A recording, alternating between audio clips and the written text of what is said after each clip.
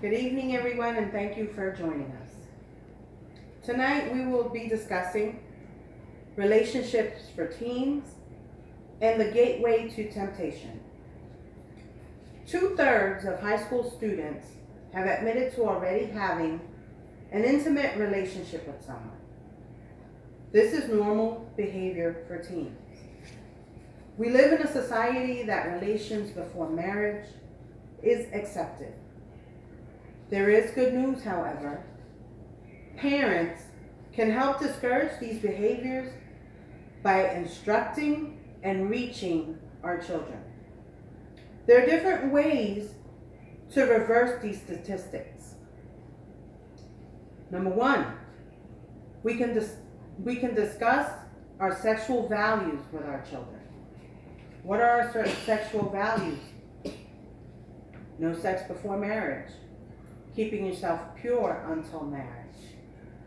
Respecting your bodies so that others can respect your body. Number two, we can discuss the consequences of the act of promiscuity. There's always unplanned pregnancy, STDs, sexually transmitted disease, and STIs. And there's always an emotional distress created from sex outside of marriage. You have to set clear rules and regulations about premarital sex in relations with our teens. Parents have gotten away from these responsibilities, but we must not forget that if we don't guide our children, society will. We must set the examples for our children. A lot of parents a lot of children are products of their parents who live in separate homes. There is no covenant of marriage. There is no commitment of a marriage. And so children in this society, this day and age, are product of that behavior. We have to set examples and show our children that marriage is an institution created by God. Parents must help answer the questions that their teens have.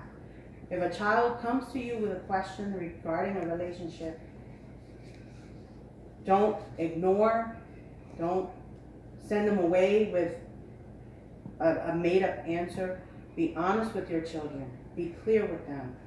And they will thank you in the long run for it. In conclusion, in the end, we must know that our children are our responsibility, and we must guide them and teach them in the way that God has commanded us to.